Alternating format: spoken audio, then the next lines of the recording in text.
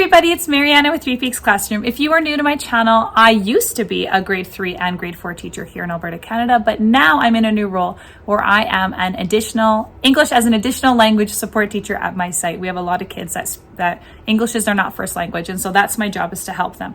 But when I was in the classroom, and thank you to my colleague, you know who you are, for letting me in your classroom today. When I was in the classroom, this was my Teaching Caddy. So I have this at home in storage for when I return back to my own classroom, if that ever will happen. But this is the Teaching Caddy that I use on a hourly basis. I'm not even joking. We use this almost every subject of the day. So I want to go through my entire Teaching Caddy. The way that I teach in the classroom is I have a table at the very front of the classroom where I sit on a rolling stool to teach if I'm not like standing and teaching, but I like to sit throughout the day. I like to make that a priority. But this is on my teaching on the front desk in my classroom, so that if I need like something handy, I have it right here within my arm's reach. So I'm going to go through everything. The very first thing I have is, you'll see, I just have this like container full of pencils, Sharpies, pens, extra whiteboard markers, highlighters, what else? Yeah, that seems about it. Lots of extra pencils and things. You'll notice too that I like to try and flag everything. I started doing this the year that I went on mat leave. I like to flag everything with yellow electrical tape. And that is so that if a student borrows something, I know that that was actually mine and not theirs, and that they have to return it.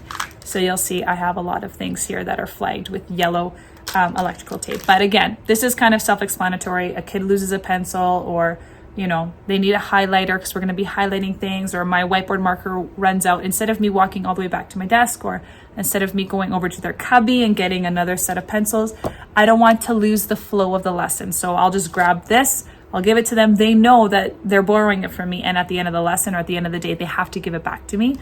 And then at the end of the day, or at recess time or whatever, whenever the lesson is finished, that's when I can go to their cubby and get them an extra set of pencils for their desk or whatever they might need. So this is kind of self-explanatory. Same thing with scissors. How many times am I waiting for kids to cut something out for their language arts or their math notebooks? And we're waiting and waiting because they're sharing scissors or somebody lost their scissors. So here I have a set of 5 scissors, and yes, they all have a flag on them so that they know that they're mine. And they're welcome to borrow it for the lesson, and then they have to just put it back here. And honestly, my students do a really good job of making sure that my school supplies are returned. It's not an issue of theft. There's no issue of theft in my classroom, especially with my materials. They know that it comes back to me, because if it doesn't, or if somebody decides to abuse that privilege, then that privilege is lost for everybody. So they know to respect my items. So I have scissors. I also have a pack of stickers here, so that if I feel like I want to hand out stickers for whatever reason, I just have it there. This is my classroom management attention grabber. So a lot of people go like, hey, grade 4, or 1, 2, 3, eyes on me, which is great. Those are all great, but I like to use the star. I'm going to tap it right now so you can see what it sounds like. And then I can always stop it, but it's just such a nice, gentle sound to use in the classroom. When they hear that, I don't have to shout. I don't have to try and make my voice louder than theirs. They're not repeating back to me. It's just and they're quiet. So I love using the star. I get questions about this star all of the time.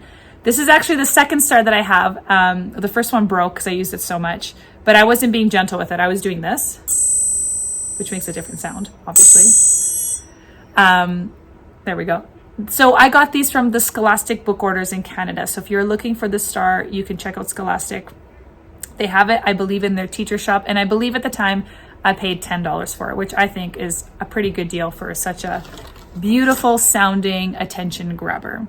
Next, I have tape. Never know when you might need tape, or a glue stick. Again, self-explanatory. Same thing with, sorry, this is down at the bottom. Same thing with erasers. When a student has to erase a lot of their work, I just like to have erasers handy. Self-explanatory. If you watched my previous video, then you saw I like to use these stamp markers. You know what's funny about these stamp markers is that I bought these in my very, very first year of teaching, and they were expensive. It was like a pack of, I want to say 20 stamp markers. I think I paid $34.99 for them. Like, it was expensive. It was an investment. That was one thing that I purchased and I splurged on. But I bought these in my very first year of teaching, and I've been teaching for 14 years now, and they still work beautifully. Oops. So back when I taught early learning, like preschool, I would give kids stamps on the hands or stamps on the wrist when they were doing good things. So at the end of the day, they can show their parents that they got a few stamps, like, yay, I was a good listener, or I got this because I was the first one sitting, or whatever. Now I use these for agendas. Let me check your agenda. Let me check your home reading, etc. So I use those for checking things off. And as an EAL support teacher, I use these for when students are speaking English in our little support groups. So I never would have thought that 14 years ago, this $35 investment would be one of the best investments I made in my teaching career. Who would have thought? Next, I have white glue. White glue, again, self-explanatory. Instead of kids waiting for a friend to use it, there's an extra one that they can borrow. Post-it notes. It's unbelievable, actually, how often we use Post-it notes in the classroom.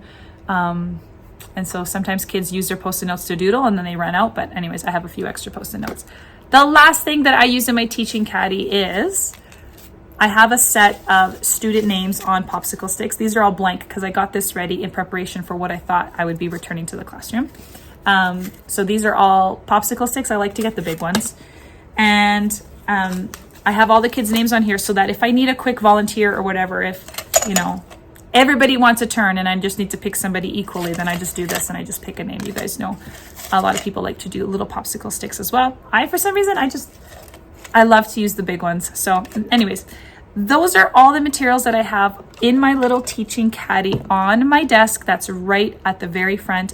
It's literally within arm's reach. I cannot miss it. Right next to my Teaching Caddy are my I am an expert badge. And so this was also an investment that I made when I started teaching grade 3. And so I started teaching grade 3 about 7 years ago. And this was a kind of like a classroom management strategy as well. So I printed these off, and these are a free download, by the way, in my TPT shop. So if you're looking for these exact badges, I have this in my TPT shop. So this is a free download. I printed these off. These clasps and these conference tag holders are a bit of an investment, but again, you pay for it once and it's done. And the way that I use these expert badges is 2 ways.